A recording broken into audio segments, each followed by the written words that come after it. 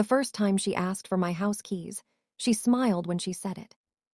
That's what I remember most, not the words, not even the way my son stood behind her, shifting his weight like a boy caught between two truths.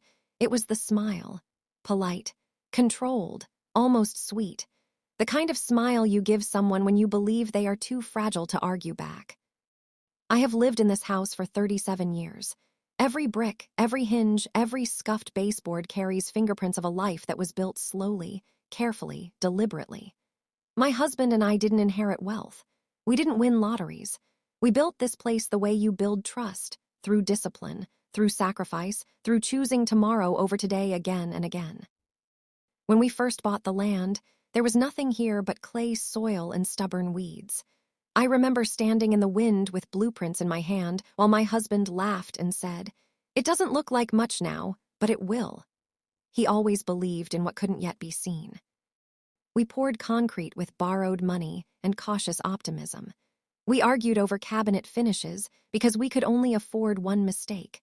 We painted walls ourselves to save labor costs. On cold nights, before the drywall was finished, we would sit inside the frame of what would become our living room and talk about the family we hoped would fill it. That house wasn't just shelter. It was proof. Proof that two careful people could create something stable in a world that rarely is. After he passed, the silence grew heavy in ways I hadn't prepared for. The house felt larger without his footsteps echoing down the hallway. His favorite chair remained angled toward the window for months because I couldn't bring myself to move it. Grief is a strange tenant. It occupies every room but pays no rent. Still, I stayed. Not because I was stubborn. Because this house was the one thing in my life that did not change when everything else did. My son, Daniel, used to understand that. Before he married Claire, he came over every Sunday. He would help fix the fence, replace light fixtures, sit at the kitchen table and talk about work. He used to run his hand along the banister and say, "Dad built this right." There was pride in his voice then. After the wedding, Sundays became occasional Saturdays, then holidays, then "We'll try next week, Mom." Distance rarely arrives loudly. It seeps in quietly, disguised as busyness. Claire entered our lives with confidence. She was polished in a way I never tried to be. Her clothes looked expensive without looking flashy. Her words were measured. Compliments delivered with a tilt of the head that felt almost rehearsed. "You've kept the house so original," she said the first time she visited after the honeymoon. Her eyes swept across the hardwood floors, the crown molding my husband installed himself. Original. It was said the way someone might describe an antique chair that hadn't yet been reupholstered. I smiled and offered her tea. I have always believed that character reveals itself slowly, like cracks in porcelain. At first, they look like delicate lines. Over time, you realize they weaken the entire structure. Claire never insulted me directly. That would have required confrontation. Instead, she wrapped her criticism in concern. "Daniel mentioned you still handle all the bills yourself. That must be overwhelming." "It's probably hard managing such a big property alone." "Have you thought about something more manageable?" Manageable, smaller, simpler. Each suggestion was a thread, on its own harmless, together a net. Daniel would sit beside her, nodding slightly, as if practicality had replaced memory. "I just worry about you, Mom," he would say. "What if something happens?" Something already had happened. My husband died. I survived it. That fact seemed invisible to them. What they saw was an aging widow in a house larger than her immediate needs. What they didn't see was the ledger I had kept for decades, the investments we made quietly, the legal consultations my husband insisted upon after watching friends lose property to poor planning. The way I learned every detail of our finances not because I wanted control, but because I refused vulnerability. Grief may bend you, but it sharpens your instincts. The afternoon she asked for the keys, sunlight poured through the kitchen window in a way that felt almost symbolic. Claire stood near the sink, her manicured fingers resting lightly on the counter as though she already belonged there. "Actually," she began, that careful smile returning, Daniel and I were thinking it might be smart if we had a set of keys.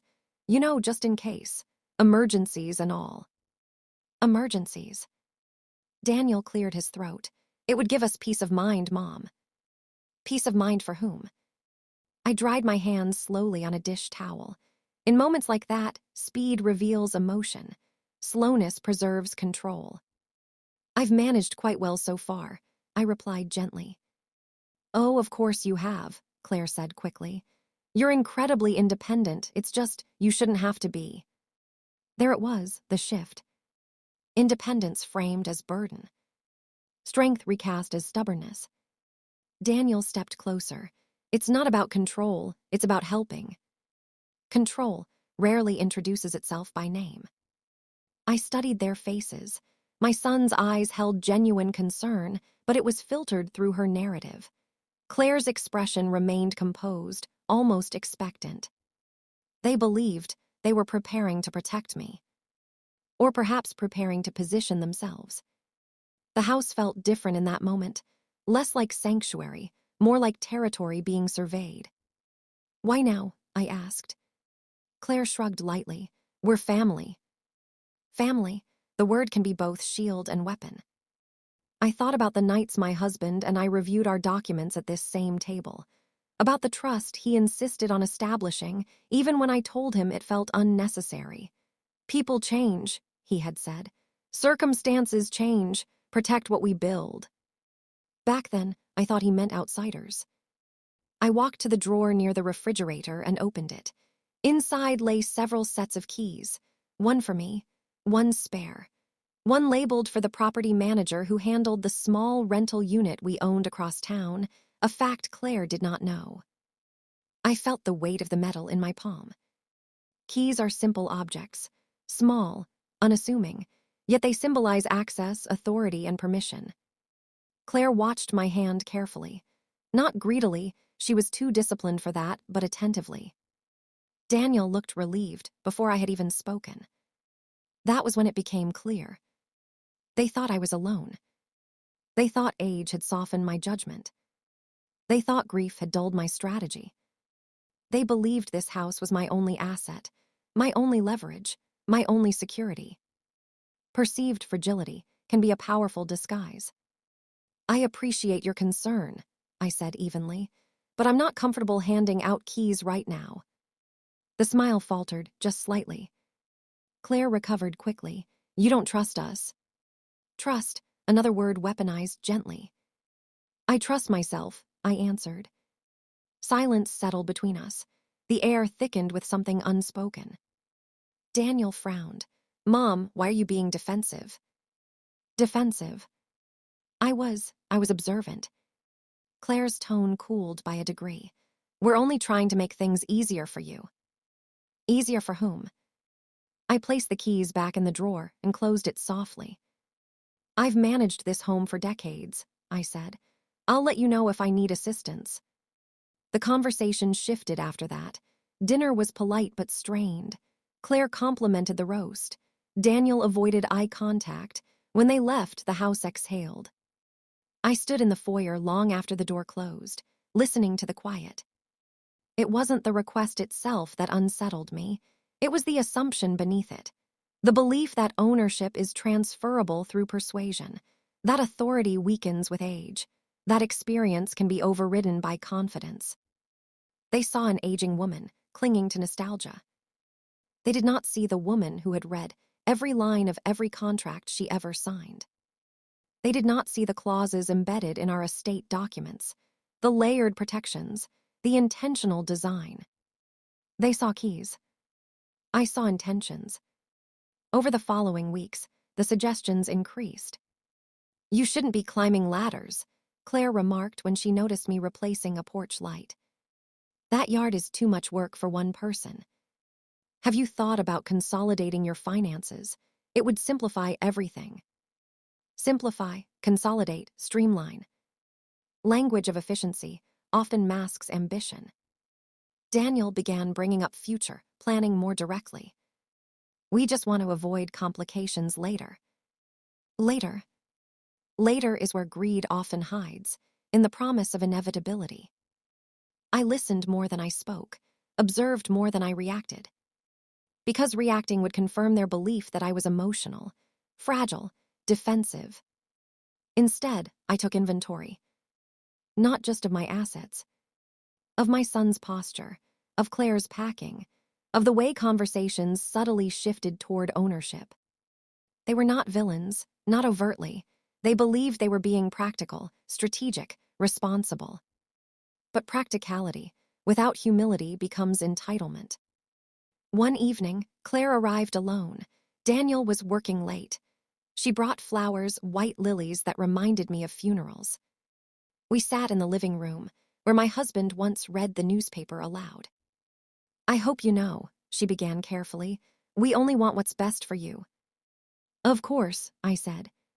She leaned forward, and sometimes that means accepting help, even if it's hard. There it was again, weakness disguised as pride. "I'm not struggling," I replied calmly. She hesitated, then crossed a line she hadn't before. "This house is a lot of equity tied up in one place." "Equity? Not memories, not legacy. Equity. And equity," she continued, "should work for you. For you." The phrasing was precise. I folded my hands in my lap. "It already does." Her eyes narrowed just slightly. Calculation flickered there. In that moment, I understood something clearly. They believed I was sitting on value I didn't understand. They believed I had more sentiment than strategy. They believed time was on their side. What they did not know was that years ago, after watching neighbors lose everything because they trusted promises instead of paperwork, my husband and I made decisions quietly. The house was not simply owned. It was structured, shielded, designed with contingencies. Claire rose to leave, the conversation unfinished but heavy. At the door, she paused. "We'll figure something out," she said softly. It wasn't a threat. It was a plan. After she left, I walked through each room slowly. The kitchen, where Daniel once did homework. The hallway where growth marks were penciled discreetly on the wall. The bedroom where my husband whispered, "Whatever happens, you'll be fine." Safety versus control. Loyalty versus ambition. Fragility versus foresight. They thought this story was about keys. They were wrong. I did not confront them again that week. I did not call a lawyer in panic. I did not argue. Instead, I reviewed documents, confirmed account structures, updated contact information with my attorney, not because I was afraid, but because preparation is quiet power. If they were beginning to position themselves, I would not respond with anger. I would respond with patience, because patience unsettles those who expect panic. And as I locked the front door that night, sliding the key into place with steady hands, I realized something that steadied me even more. They believed I was protecting a house. In truth, I was protecting far more than that. So I decided to do what they would never anticipate. I would not fight. I would watch. Pressure rarely arrives with raised voices. It arrives dressed as concern, folded into polite suggestions, repeated often enough that resistance begins to look unreasonable. After the conversation about the keys, Claire changed tactics. She stopped asking directly. Instead, she began building a case. "Daniel told me you slipped on the back steps last winter," she said one afternoon, seated across from me with a tablet open on her lap. "That's exactly the kind of thing that worries us." I had not slipped. I had missed a step and caught myself, but facts are flexible when fear is more useful. "I'm fine," I said. "You were lucky," she corrected gently. "Luck, not balance, not strength."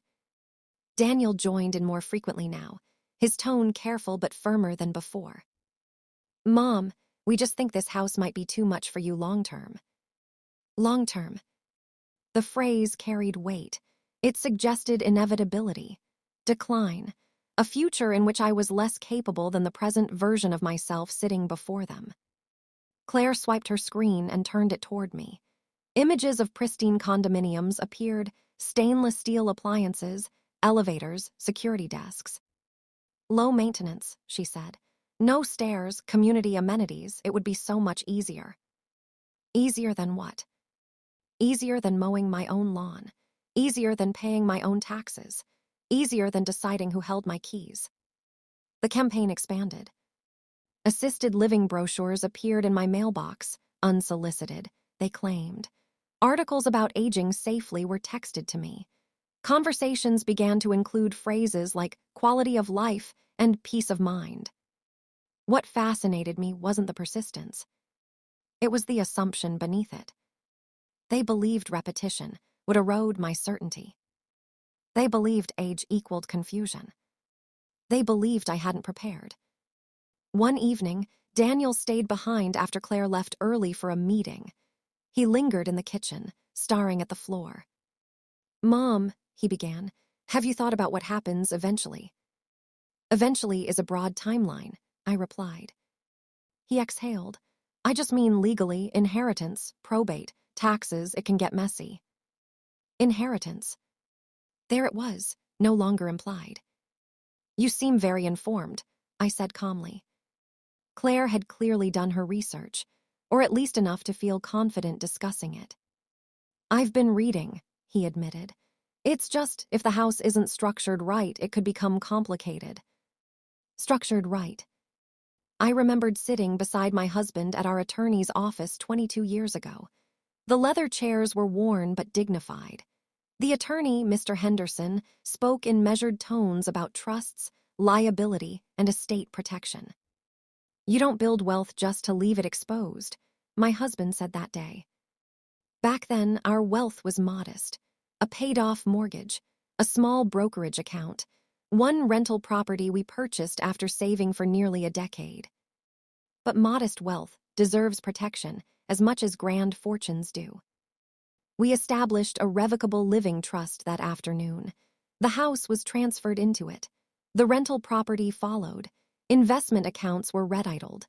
Beneficiaries were structured carefully, not emotionally.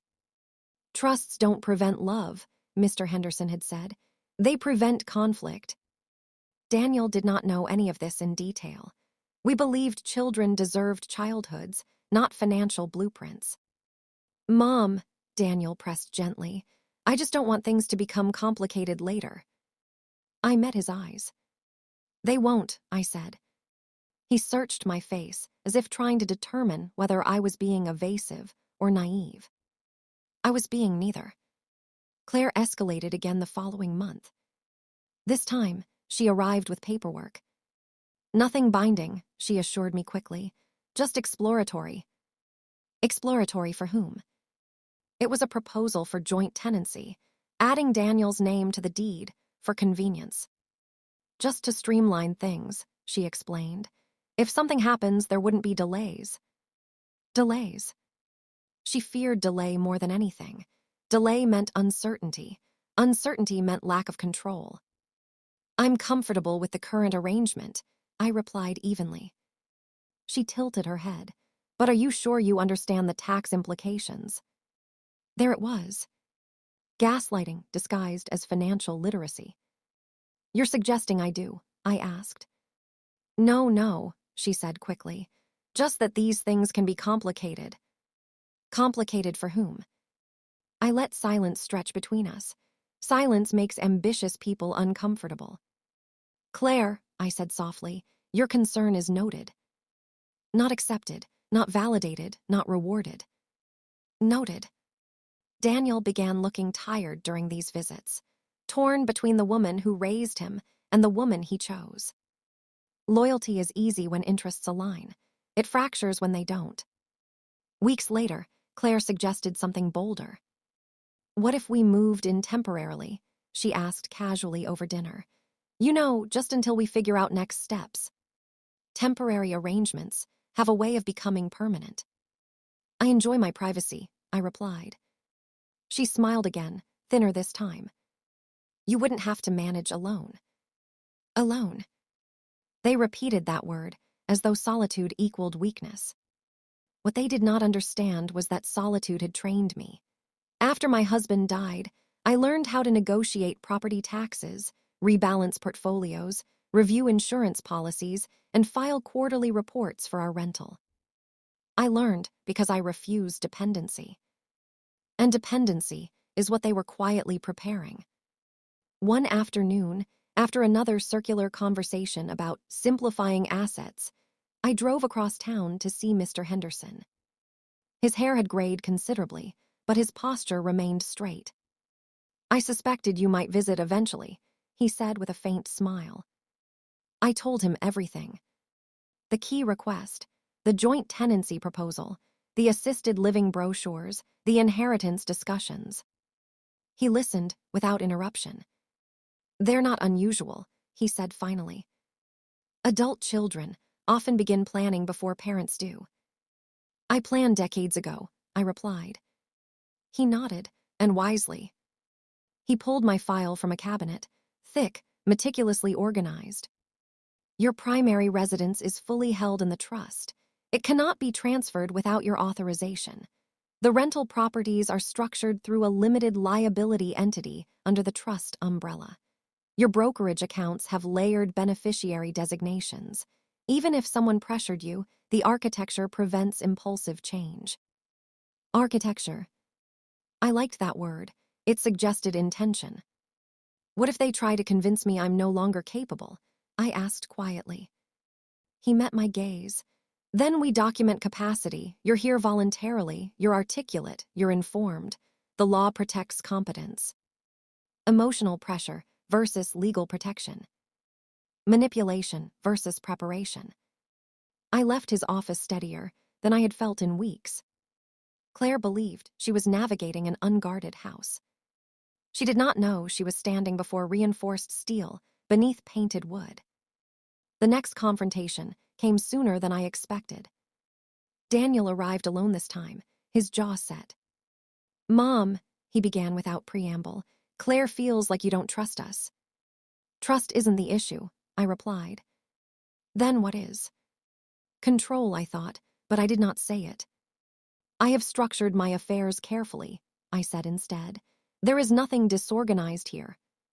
He ran a hand through his hair. "Why won't you at least let us help manage things?" "Manage?" "Because they are already managed." He stared at me.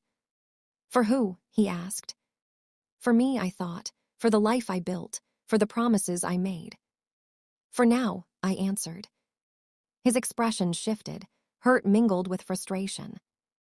"You think we're after something." I held his gaze. "I think preparation is not paranoia." That night, I reviewed my portfolio once more. The rental properties, 2 small duplexes acquired quietly over the years, generated steady income. Claire had never asked how I funded renovations. She assumed, perhaps, that I dipped into savings. She did not know about the duplexes. She did not know about the dividend accounts. She did not know about the small but consistent investments my husband and I made when others upgraded cars. We chose stability over display. Claire chose display. And display often requires capital. Weeks later, she returned with renewed warmth. "I don't want tension between us," she said sweetly. "Let's start small. Just give us 1 spare key for emergencies, nothing else." Emergencies again. This time, Daniel stood beside her, hopeful. I considered the request carefully. A key does not equal ownership, but it can signal surrender. I walked to the drawer again. Inside were 3 spare keys. 1 to the front door, 1 to the back, 1 to a storage shed that contained nothing of value. I removed a single front door key. Metal caught the light. Claire's eyes followed it like a compass needle, finding north. I turned and placed it in Daniel's palm. "1 key," I said calmly, "for emergencies." Relief washed over his face. Claire's smile returned, triumphant but restrained. What she did not realize was this. The locks had been reconfigured years ago to operate on a master system. That key opened the door. It did not grant access to documents. It did not override trusts. It did not change ownership. It opened wood and steel, nothing more. Greed often mistakes access for authority. Over the following days, Claire's demeanor shifted subtly, more confident, more present. She began dropping by unannounced just to check in. She opened cabinets as if inventorying. She asked casual questions about property taxes, insurance policies, maintenance costs. Each inquiry framed as helpful. Each one an audit disguised as affection. I answered selectively. Integrity does not require disclosure of every detail.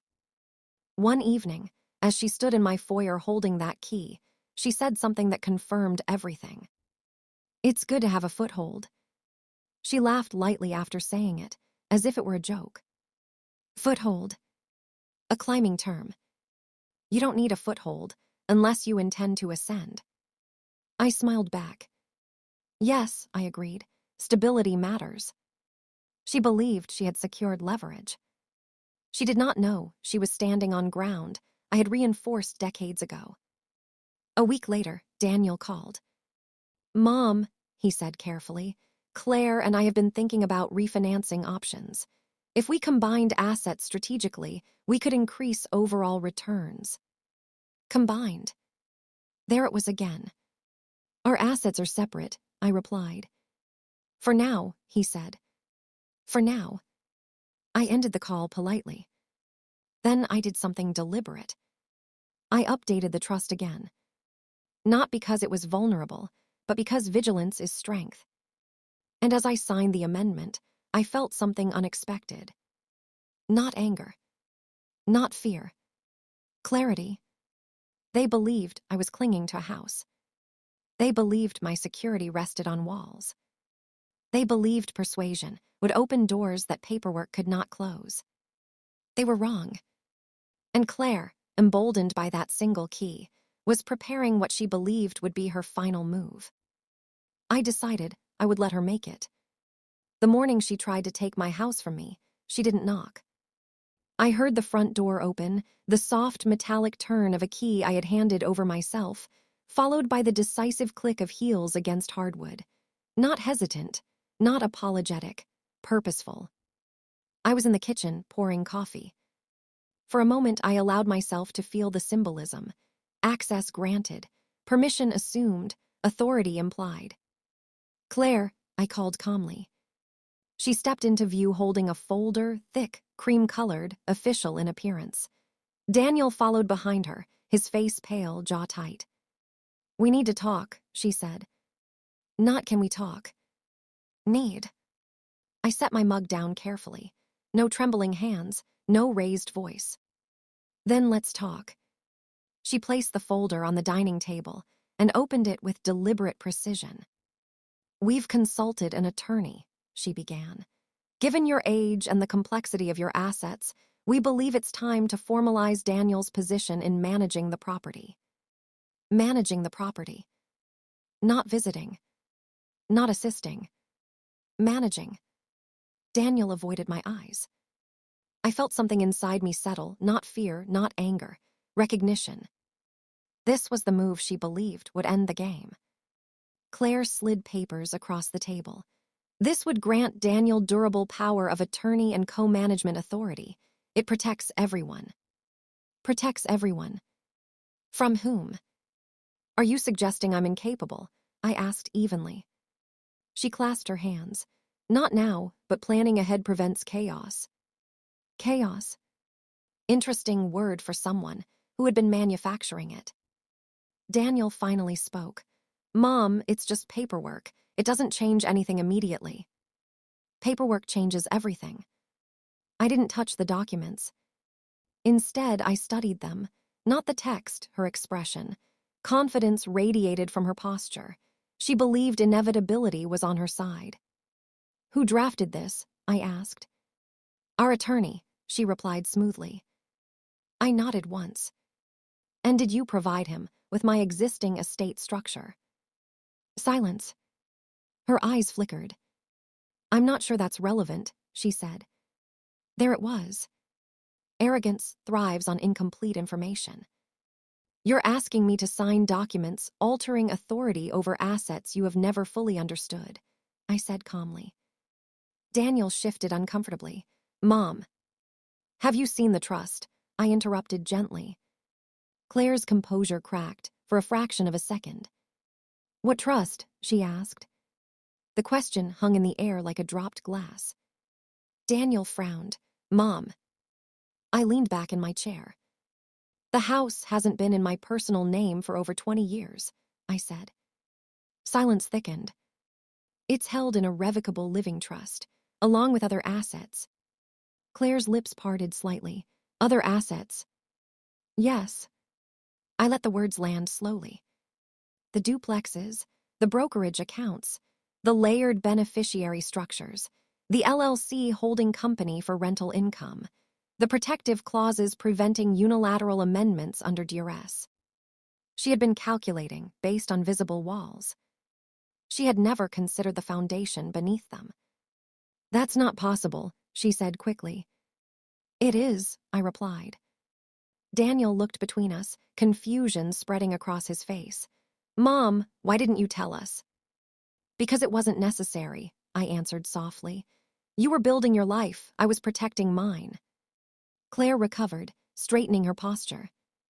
Well, if that's true, then Daniel should still be added as co-trustee, she said. It's only logical. Logical? You're very focused on access, I observed. Her tone cooled. I'm focused on security. For whom? I asked again. Her composure fractured. For this family, she snapped. There it was, the crack in porcelain. Daniel flinched.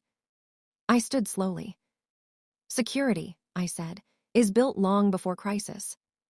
I walked to the hallway closet and retrieved a small locked box. Inside were copies of the trust documents and property records. I returned to the table and placed them beside her folder. These are mine, I said, drafted years before you entered this family. She flipped through them quickly, eyes scanning, searching for weaknesses. There were none. The trust names you as a beneficiary, I continued, looking at Daniel, but not a controller, not a decision maker while I'm alive and competent.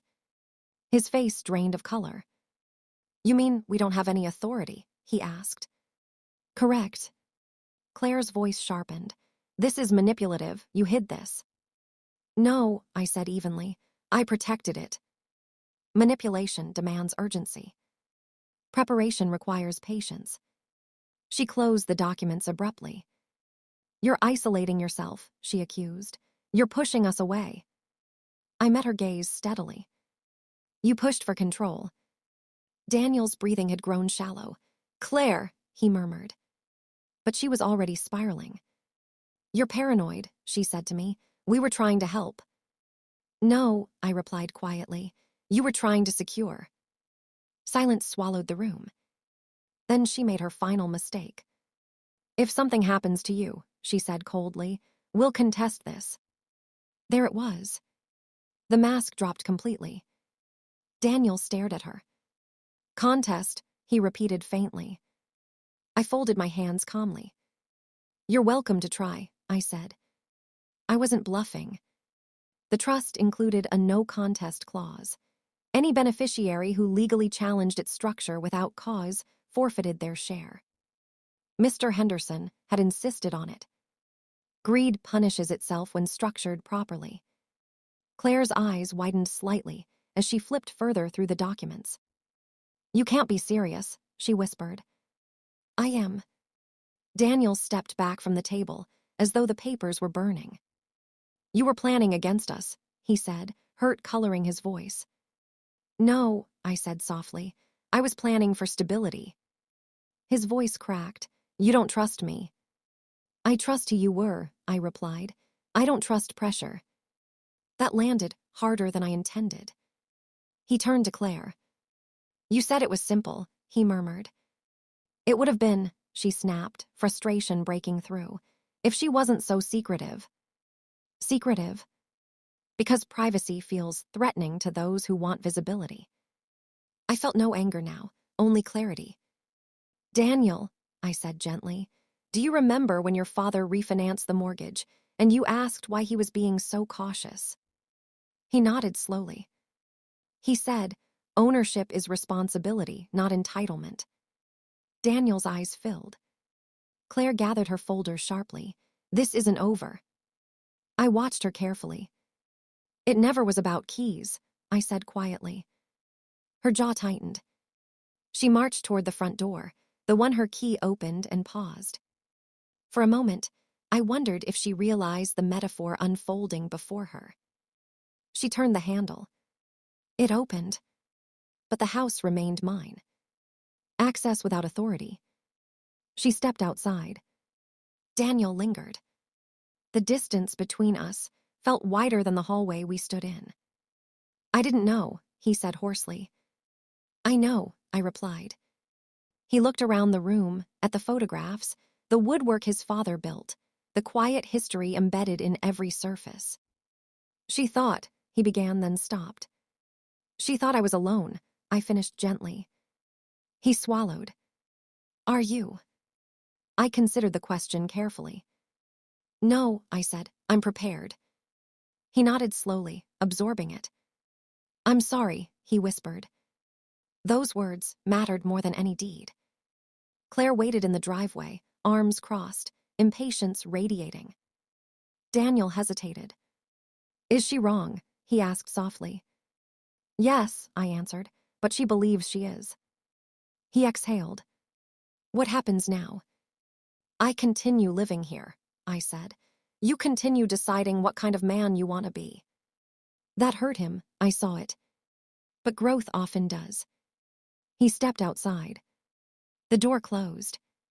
This time, I locked it. Not out of fear. Out of boundary. The following weeks were quiet.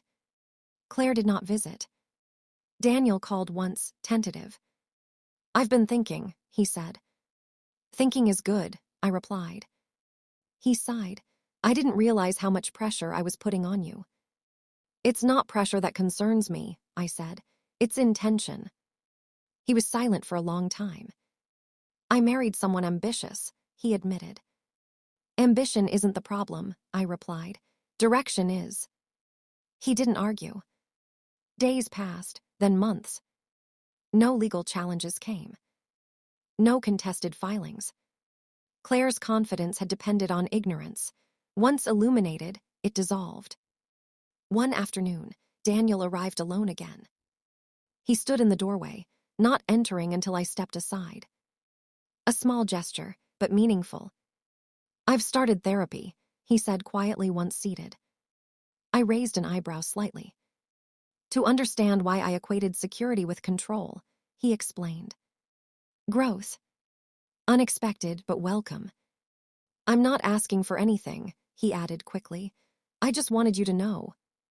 I nodded. Thank you. He looked around the living room. I used to think this house was just a building, he said softly. Now I understand it's a testament. To what? I asked. To discipline, he replied. To foresight. He hesitated. To dignity. That word mattered. Claire did not return with him. I never asked why. Ownership, I realized, is not just legal. It is moral. I own my preparation. I own my restraint. I own the decision not to retaliate cruelly. Because revenge would have made me reactive. Instead, I remained steady. Months later, I updated the trust once more, not to remove Daniel, but to clarify succession terms and reinforce boundaries. Preparation continues even after confrontation ends. One evening, as I stood by the front window watching the sunset spill gold across the lawn, I thought about that single key. Metal, simple, symbolic. Claire believed it granted her a foothold. She didn't understand that footholds require walls to climb. And my walls were reinforced long before she arrived. The house remained quiet. Stable. Mine. Not because I clung to it, but because I built it. Because I protected it. Because I understood that strength does not shout. It prepares.